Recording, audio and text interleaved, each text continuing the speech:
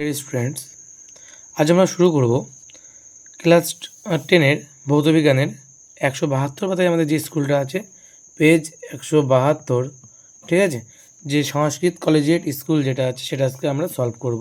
ঠিক আছে, তো চলো শুরু করা যাক। গ্রুপের প্রথম কোশ্চেন বলছে, নিম্নোক্ত যে গ্যাসটি গ্রিনহাউস ক্রিয়া এবং ওজোন স্তরের ধ্বংস উভয় ক্ষেত্রে অবদান রাখে তা হলো সিএফসি। তারপরে তোকে বলছে, বয়লের সূত্র অনুসারে পিভি লেখচিত্রের আকার কেমন হবে? সমপরাবৃত্তাকার। একটি অবতল দর্পণের বক্রতা ব্যাসার্ধ 20 সেন্টিমিটার হলে ফোকাস দৈর্ঘ্য কত হবে? আমরা জানি R=2F, তাই তো? তার মানে ফোকাস দৈর্ঘ্য বের করতে হলে R/2 হবে। দেখে নাও ক্যালকুলেশনটা, আমরা জানি কত, 2F, আমরা এটা জানি। তাহলে এফের মান বের করতে গেলে কত হবে? R/2। আর মানে কত বলা হচ্ছে? 20/2 মানে হচ্ছে 10 সেন্টিমিটার। তাহলে ফোকাস দৈর্ঘ্য কত হবে? 10 সেন্টিমিটার। ঠিক আছে।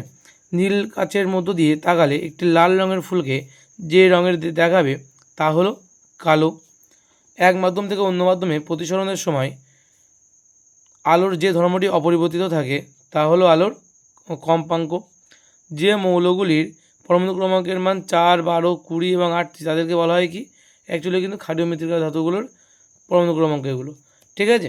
তারপরে বলে যে H2 ও অণুতে নিঃসঙ্গ ইলেকট্রন জোড়ের সংখ্যা কয়টি? 2টি। ঠিক আছে। তারপরে দেখো গ্রুপ বি এর কোশ্চেনগুলো কী বলছে। গ্রুপ বি এর কোশ্চেন বলছে যে শূন্যস্থান পূরণ করো।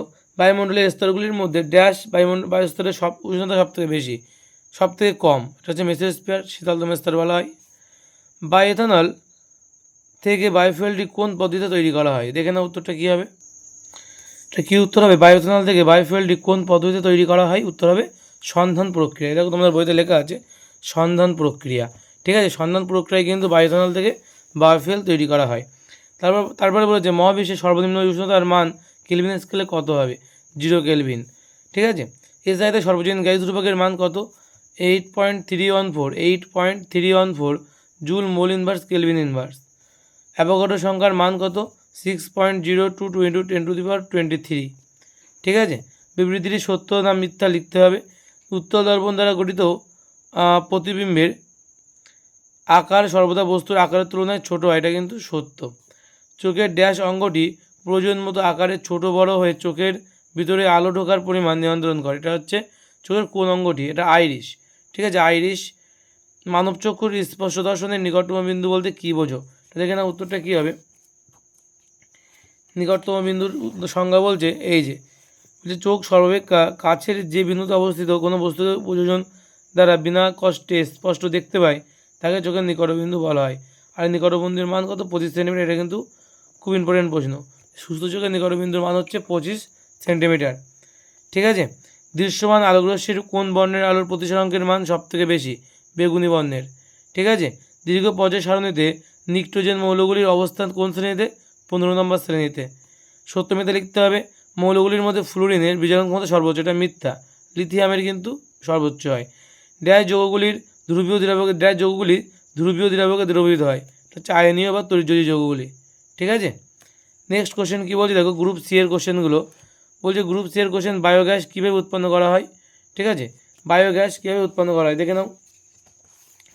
বায়োগ্যাস এই যে বলছে, এই যে প্রথমে লেখা যাচ্ছে যে গার্হস্থ্য, শিল্পজাত এবং কৃষিজাত জৈব আবর্জনাকে ডাইজেস্টারের মাধ্যমে নিয়ে বায়ু নিরুদ্ধ অবস্থায় মিথানোজেনিক ব্যাকটেরিয়া, খুব ইম্পর্টেন্ট একটা শব্দ, মিথানোজেনিক ব্যাকটেরিয়ার সাহায্যে পচন ঘটিয়ে যে গ্যাস উৎপাদন করা হয় তাকে বায়োগ্যাস বলা হয়। ঠিক আছে, এখান থেকে মূলত মিথেন গ্যাস উৎপন্ন হয় কিন্তু। ঠিক আছে, এবং এই পদ্ধতিকে জৈব মিথেন উৎপাদন বলা হয়ে থাকে। ঠিক আছে, এটা কিন্তু লিখে দেবে। নেক্সট কোশ্চেন কী বলছে, বলছে কয়লা খনির মিথেন গ্যাস কীভাবে প্রস্তুত করা হয়? কয়লা খনির মিথেন গ্যাস কীভাবে প্রস্তুত করা হয় দেখে নাও। এই যে কয়লা খনির মিথেন গ্যাসের আহরণ পদ্ধতি, এখানে অনেকগুলো স্টেপ দেওয়া আছে, 1 নম্বর 2 নম্বর দিয়ে এই পর্যন্ত, কিন্তু তোমার সবটা লিখতে হবে কয়লা খনির মিথেন গ্যাস আহরণ পদ্ধতিটা। ঠিক আছে, এটা কিন্তু পুরোটা লিখতে হবে। নেক্সট কোশ্চেন কী বলছে দেখো, বলছে পরম উষ্ণতার উষ্ণতার পরমের স্কেল বলতে কী বোঝো? উষ্ণতার পরমের স্কেল বলতে কী বোঝো? সেলসিয়াস স্কেলের সঙ্গে এই স্কেলের সম্পর্ক কী দেখে নাও। উষ্ণতার পরমের স্কেল হচ্ছে এটাই, যে উষ্ণতার পরমের স্কেলের সংজ্ঞা এই যে -273 ডিগ্রি সেন্টিগ্রেড তাপমাত্রা 0 কেলভিন, তাপমাত্রাকে 0 ডিগ্রি থেকে এবং তাপমাত্রার প্রতি ডিগ্রির মান 1 ডিগ্রি সেলসিয়াসের সমান দূরে তাপমাত্রার যে স্কেল পাওয়া যায় তাকে তাপমাত্রার পরমের স্কেল বলা হয়। বলছে পরম স্কেল বা কেলভিন স্কেলের সঙ্গে সেলসিয়াস স্কেলের যে সম্পর্ক সেটা কী হবে, কেলভিন স্কেলের পার্ট সমান সেলসিয়াস স্কেলের পার্ট প্লাস 273। ঠিক আছে, এটা কিন্তু খুব গুরুত্বপূর্ণ একটা প্রশ্ন। ঠিক আছে, এটা কিন্তু ওদের মধ্যে সম্পর্ক আছে। নেক্সট কোশ্চেন কী বলছে, নেক্সট কোশ্চেন বলছে যে গাছের স্ল্যাবের মধ্য দিয়ে আলোর প্রতিসরণের ক্ষেত্রে বর্ণালী সৃষ্টি হয় না কেন। ঠিক আছে, উত্তরটা দেখে নাও। এই যে উত্তরটা যে এখান থেকে শুরু করে এই পর্যন্ত সবটা কিন্তু তোমাদের লিখতে হবে। ঠিক আছে, অ্যাকচুয়ালি কী হয় বলো তো, এখান থেকে একটা সাদা আলো আসছে, সে আলোটা 7টা ভাগে ভাগ হচ্ছে। তো এই 7টা ভাগ সব মৌলিক আলো, সব মৌলিক আলোগুলো যখন প্রিজমের উপর আবার পড়ছে তখন তার একটা আলো হিসেবে বেরিয়ে যাবে। ঠিক আছে, অর্থাৎ একটা কাচের স্ল্যাব কিন্তু দুটো প্রিজমের সমন্বয় হিসেবে কাজ করে। ঠিক আছে, নেক্সট কোশ্চেন কী বলছে, বলছে বিপদ সংকেত হিসেবে লাল আলো ব্যবহার করা হয় কেন। বিপদ সংকেত হিসাবে লাল আলো ব্যবহারের কারণ। ঠিক আছে, এটা দেখে নাও যে বিপদ সংকেত হিসেবে লাল আলো ব্যবহার করা হয় কেন। এখান থেকে এই অবধি সবটা কিন্তু তোমাদের লিখতে হবে। ঠিক আছে, নেক্সট কোশ্চেন কী বলছে, সন্ধিগত মৌলগুলির বৈশিষ্ট্য লেখো। সন্ধিগত মৌলগুলির বৈশিষ্ট্য দেখে নাও, কী কী বৈশিষ্ট্য সন্ধিগত মৌলগুলির। এটা একাধিক যোজ্যতা প্রদর্শন করে, এখান থেকে শর্ট কোশ্চেন আসে কিন্তু, যে কারা একাধিক যোজ্যতা প্রদর্শন করে। উত্তর হবে সন্ধিগত মৌলগুলি। তবে রঙিন যৌগ উৎপন্ন করে, স্থায়ী জটিল যৌগ উৎপন্ন করে, আর সকলেই কিন্তু কী হয়, ধাতু হয়। এই চারটি কিন্তু এর বৈশিষ্ট্য এখানে দেওয়া আছে। নেক্সট কোশ্চেন কী বলছে, নেক্সট কোশ্চেন বলছে NaCl, ঠিক আছে, ক্লাসে যথেষ্ট সংখ্যক আয়ন থাকা সত্ত্বেও তারা তড়িতের কুপরিবাহী হয় কেন। ঠিক আছে, তো তোমরা দেখে নাও 515 পাতায় আছে তোমাদের বইতে। এই যে কঠিন NaCl এর ক্লাসে যথেষ্ট পরিমাণে Na প্লাস ও Cl মাইনাস আয়ন থাকলেও তার তড়িৎ পরিবাহিতা খুব কম কেন হয়। ভালো করে দেখবে, এটা কিন্তু পশ্চাৎ প্রদত্ত কোশ্চেন, সুতরাং খুব ইম্পর্টেন্ট। এর উত্তর কী লিখতে হবে, এখান থেকে এই পর্যন্ত সবটা কিন্তু তোমাদের লিখতে হবে উত্তরটা। ঠিক আছে, বোঝা গেল আশা করি। নেক্সট কোশ্চেন কী আছে দেখো, নেক্সট কোশ্চেন বলছে যে NaCl এর গলনাঙ্ক গ্লুকোজ অপেক্ষা অনেক বেশি, ব্যাখ্যা করো। ঠিক আছে, গ্লুকোজ অপেক্ষা অনেক বেশি ব্যাখ্যা করো। এটা কিন্তু মাধ্যমিকে 2 বা 3 বার এসেছিল, মাধ্যমিকে 25-এও এসছে, মাধ্যমিক 2020-তেও কিন্তু এসছে। এটার উত্তর কী হবে, এখান থেকে এই পর্যন্ত কিন্তু তোমাদের লিখতে হবে। ঠিক আছে, দেখো সোডিয়াম ক্লোরাইডের গলনাঙ্ক গ্লুকোজের গলনাঙ্ক থেকে অনেকটাই বেশি হয় কেন, ব্যাখ্যা করো। সবটা কিন্তু তোমাদের লিখতে হবে, আমার খুব গুরুত্বপূর্ণ কোশ্চেন কিন্তু এই কোশ্চেনগুলো। ঠিক আছে, তারপরে বলেছে দেখো C2H2 অণুর লুইস ডট চিত্র অঙ্কন করে দেখাও। C2H2 এর লুইস ডট চিত্র অঙ্কন করতে বলছে, তো দেখে নাও কীভাবে করবে।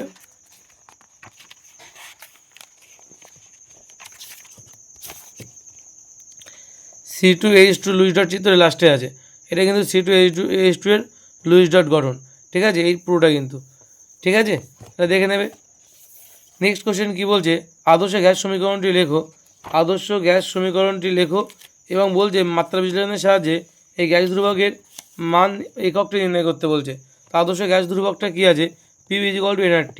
এটা অনেক সময় প্রতিষ্ঠা করতে দেয়, তখন এখান থেকে এই অবধি সব লিখতে হয়। এবং বলছে এর আছে এই মাত্রার সাহায্যে একক নির্ণয় করতে বলেছে। তো মাত্রা বের করে নিলাম এই জায়গায়, আমরা এই জায়গার মাত্রা বের করলাম এবং মাত্রার সাহায্যে একক নির্ণয় কিন্তু এখানে আছে। এই পয়েন্টটা বলতে হবে কিন্তু পুরোটা, এখানে এই অবধি। ঠিক আছে, মাত্রার সাহায্যে একক নির্ণয়। নেক্সট কোশ্চেন কী বলছে দেখো, বলছে এসটিপিতে একটি গ্যাসের 212 মিলিলিটার আয়তনের ভর 0.16 গ্রাম। গ্যাস ওই নমুনায় কতগুলি অণু আছে, গ্যাসটির গ্রামাণবিক ওজন কত হবে। তো দেখে না উত্তরটা কী হবে, এটা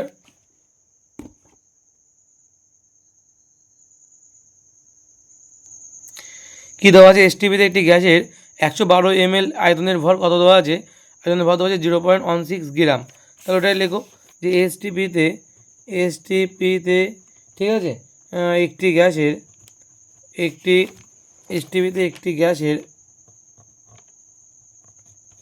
একটি গ্যাসের 112 ml, ঠিক আছে, আয়তনের ভর কত বলছে, আয়তনের ভর সমান যে কত বলছে 0.16 গ্রাম, 0.16 গ্রাম। ঠিক আছে, তাহলে 1 ml এর জন্য কত হবে, 1 ml আয়তনের ভর কত হবে, তাহলে 0.16 বাই কত হবে 112 এত গ্রাম। ঠিক আছে, এবার এসটিপিতে বলেছে, এসটিপিতে বলে 22,400 ml এর জন্য বের করতে হবে। 22,400 ml আয়তনের ভর কত হবে, তাহলে দেখো 0.16 বাই কত 112 ইন্টু 22,400, এটা দিয়ে এটা কাটাকাটি করলে 112 দ্বিগুণ করলে হচ্ছে 224, 2 আর 2 শূন্য বসে যাবে, মানে এটা হবে 16 গ্রাম। কত হবে তাহলে? 16 গ্রাম, ঠিক আছে, সরি 16 দুগুণ 32 গ্রাম হবে। এই 16 আছে এখানে, 102 গুণ 100 মানে 16 দুগুণ 32 গ্রাম হবে। ক্যালকুলেশন করে দেখবে 32 গ্রাম হবে, ঠিক আছে। এখন বলছে 22,400 ml আয়তনের, তাহলে এসটিপিতে আয়তনের ভর কত বেরোলো? হচ্ছে তোমার 32 গ্রাম। এখন বলছে আমাদের এই এসটিপিতে 22,400 ml এর মধ্যে অনুর সংখ্যা কয়টি আছে দেখে নাও। 22,400 ml এর মধ্যে ml আছে, ml এ অনুর সংখ্যা কয়টি? ml এ অনুর সংখ্যা কয়টি হবে? অনুর সংখ্যা কত আছে? 6.022 × 10⁻23t, তাই তো, 23t হয়। 22,400 ml অনুর সংখ্যা কত? এত, তাই তো। এখন 1 ml অনুর সংখ্যা কয়টি হবে? 1 ml অনুর সংখ্যা কয়টি হবে? তাহলে কী করবে? 6.022 × 10⁻23 এতটি বাই কত? বাই কিন্তু কত আছে? বাই 22,400, ঠিক আছে। আর বের করতে হবে কতর জন্য? 112 ml এর জন্য। তাহলে 112 ml অনুর সংখ্যা কয়টি? তাহলে কত হবে দেখো, 6.022 × 10⁻23 বাই কত? 22,400 ইন্টু কত? 112, ঠিক আছে। তাই যদি হয় 112কে 2 কাটাকাটি করলে 200 হবে এখানে, তাহলে কত হবে? 3.011 ইন্টু 10⁻, কত হবে? 10⁻21, 10⁻21 এত টি, ঠিক আছে। এতটি কিন্তু আমার উত্তর হবে, ঠিক আছে। তাহলে উত্তর বেরিয়ে গেল আমাদের। কী কী চেয়েছিল দেখো, গ্যাসটির নমুনায় কতগুলো অণু আছে? এই গ্যাসটির নমুনায় 3.011 × 10⁻21 এতটি অণু আছে, ঠিক আছে। অণু সংখ্যা তাহলে বেরিয়ে গেল। আশা করি ক্লিয়ার হয়েছে অণু সংখ্যাটা। এই যে সম্পূর্ণ অঙ্কটা দেওয়া যায়, স্ক্রিনশট একবার তো আসছে না, তোমরা লিখে নাও খাতায়, ঠিক আছে। এখন বলেছে গ্যাসটির গ্রামাণবিক ওজন কত হবে? তাহলে বলছে গ্যাসটির, পরের কোশ্চেন হলো গ্যাসটির গ্রামাণবিক ওজন কত? সে আমরা আগেই বের করেছি 32 গ্রাম। তাহলে গ্যাসটির গ্রামাণবিক ওজন লিখে নাও, যে গ্যাসটির গ্রামাণবিক ওজন, গ্রাম আণবিক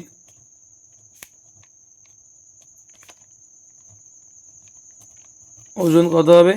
সমান সমান 32 গ্রাম, ঠিক আছে, 32 গ্রাম হবে। তারপরে কোশ্চেনটা কী বলেছে? বায়ুর মাধ্যমে কোনো আলোর তরঙ্গ দৈর্ঘ্য 600 nm হলে কাজ মাধ্যমে আলোর বেগ এবং তরঙ্গ দৈর্ঘ্য নির্ণয় করো। কাজ মাধ্যমে আলোর প্রতিসরাঙ্ক 1.5 দেওয়া আছে, ঠিক আছে। এই অঙ্কটা তোমরা কীভাবে করবে দেখে নাও। এই অঙ্কটা তোমরা কীভাবে করবে?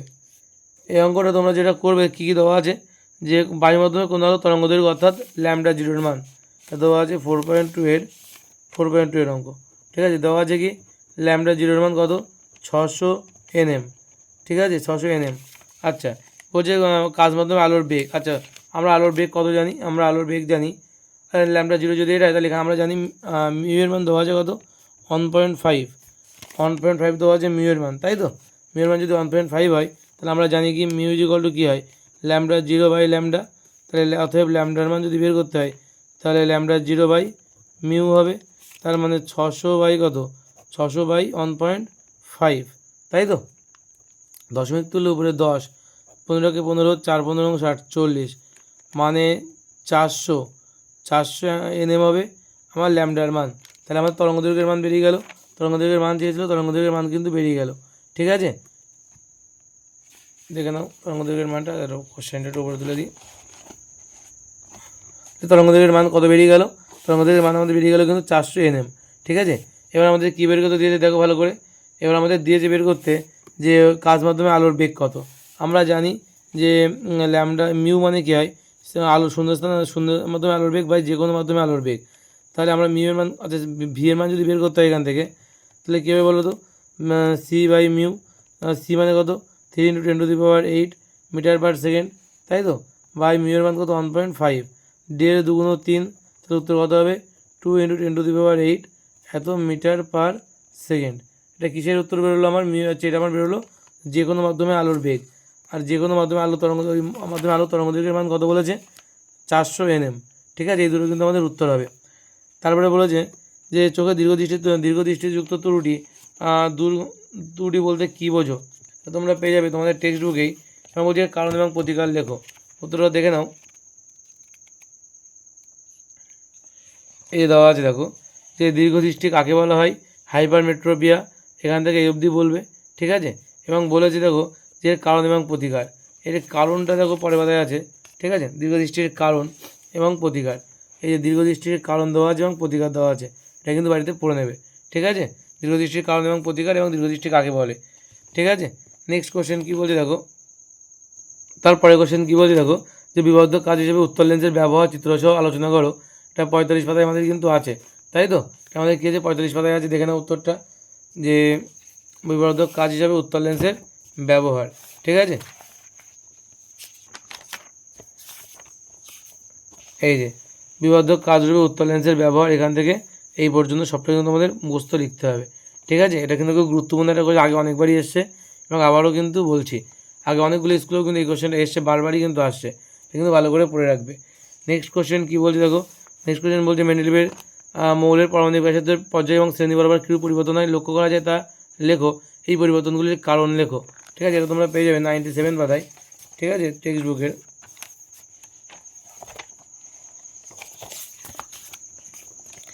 কিসের বলেছে, এটা বলেছে হচ্ছে পারমাণবিক ব্যাসার্ধের, ঠিক আছে। পারমাণবিক ব্যাসার্ধের শ্রেণী বরাবর কী পরিবর্তন ঘটে এবং পর্যায় বরাবর, দেখে নাও। পারমাণবিক ব্যাসার্ধের পর্যায় বরাবর বলছে পর্যায়ের বাম দিকে ডান দিক গেলে পরমাণুর আকার বা ব্যাসার্ধ ক্রমশ হ্রাস পেতে থাকে, ঠিক আছে। এবং বলছে শ্রেণী বরাবর যদি পরিবর্তনটা দেখতে হয়, শ্রেণী বরাবর কীভাবে পরিবর্তন ঘটে দেখো, বলছে শ্রেণীর উপর থেকে নিচের দিকে গেলে মৌলগুলির পারমাণবিক ব্যাসার্ধ বা আকার ক্রমশ বৃদ্ধি পাবে, ঠিক আছে। এটা হচ্ছে শ্রেণী বরাবর পরিবর্তন। নেক্সট কোশ্চেন কী বলছে, যে মেন্ডেলিভের পর্যায় সারণীর তুলনায় দীর্ঘ পর্যায় সারণীতে পর্যায় সারণীর অধিক গ্রহণযোগ্যতার 3টি কারণ উল্লেখ করো। এটা তোমরা পেয়ে যাবে 471 পাতা মানে বইতে, দেখে নাও।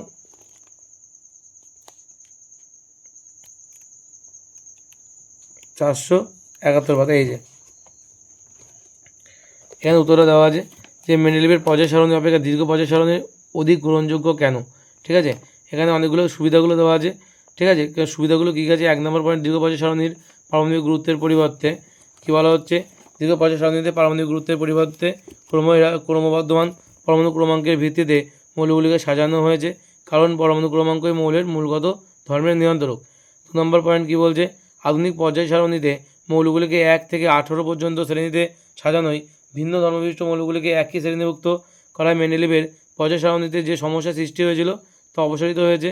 আর 3 নম্বর বলছে ক্রমবর্ধমান পারমাণবিক গুরুত্ব অনুযায়ী সাজানোয় মেন্ডেলিভের পর্যায় সারণীতে আর্গন থেকে ক্রিপ্টন এবং CO থেকে নিকেল, কোবাল্ট থেকে নিকেল এই যৌগগুলির অবস্থান নিয়ে যে অসঙ্গতি ছিল তা দীর্ঘ পর্যায় সারণীতে দূরীভূত হয়েছে। কারণ ব্যাখ্যা এখানে দিয়েছে, এটা দেখে নেবে। 4 নম্বর দেখো আছে, 4 নম্বর, 5 নম্বর, 6 নম্বর সবগুলো পয়েন্ট কিন্তু এখানে দেওয়া আছে, ঠিক আছে। সবগুলো পয়েন্ট কিন্তু তোমরা বাড়িতে ভালো করে পড়বে, ঠিক আছে। সবগুলো পয়েন্ট কিন্তু তোমরা বাড়িতে ভালো করে পড়বে। এই পর্যন্ত তোমাদের বেসিক্যালি এখানে 3টে লিখতে হবে, মিনিমাম 3টে মুখস্থ রাখবে এখান থেকে, ঠিক আছে। মিনিমাম কিন্তু 3টে মুখস্থ রাখবে, ঠিক আছে। নেক্সট দিন আমরা দেখবো, আমাদের এই ছিল আমাদের 10 নম্বর যে স্কুলটা। নেক্সট দিন আমরা দেখবো 11 নম্বর স্কুল, শান্তিপুর মিউনিসিপ্যাল হাই স্কুলটা, ঠিক আছে। এবং তোমরা যারা যারা এখনও পর্যন্ত আমাদের হোয়াটসঅ্যাপ চ্যানেলে যুক্ত হয়ে যাবেন, তারা অবশ্যই ডিসক্রিপশানে দেওয়া লিঙ্ক থেকে আমাদের হোয়াটসঅ্যাপ চ্যানেল, টেলিগ্রাম চ্যানেলে যুক্ত হয়ে যেতে পারো। ডিসক্রিপশানে সব লিঙ্ক দেওয়া আছে, ঠিক আছে। যদি সেই লিঙ্ক কোনো রকমভাবে কাজ না করে সেটা কিন্তু আমাকে অবশ্যই জানাবে, ঠিক আছে। আমি তো সেই লিঙ্কে ক্লিক করে দেখিনি, তোমরা একটু অনেক দিন আগের লিঙ্ক দেওয়া ছিল, তোমরা একটু জানাও তো দেখি সেটা, সেই লিঙ্কটা ঠিকঠাক কাজ করছে কি না, ঠিক আছে। আর কমেন্টে জানাও যদি কোনো পর্যন্ত সমস্যা থাকে, যদি কোনো পর্যন্ত তোমার মনে হয় না এটা ভুল আছে বা কোনো কিছু, তো অবশ্যই কমেন্ট করে জানাবে। লাইক কমেন্ট শেয়ার অবশ্যই করে বন্ধুদের কাছে শেয়ার করে দেবে। আর এই ছিল, আর তো কিছু বলার নেই। গুড নাইট সবাইকে, ঠিক আছে। রাত জেগে করছি তার জন্য অবশ্যই সাবস্ক্রাইব কিন্তু বানতে হয়, ঠিক আছে।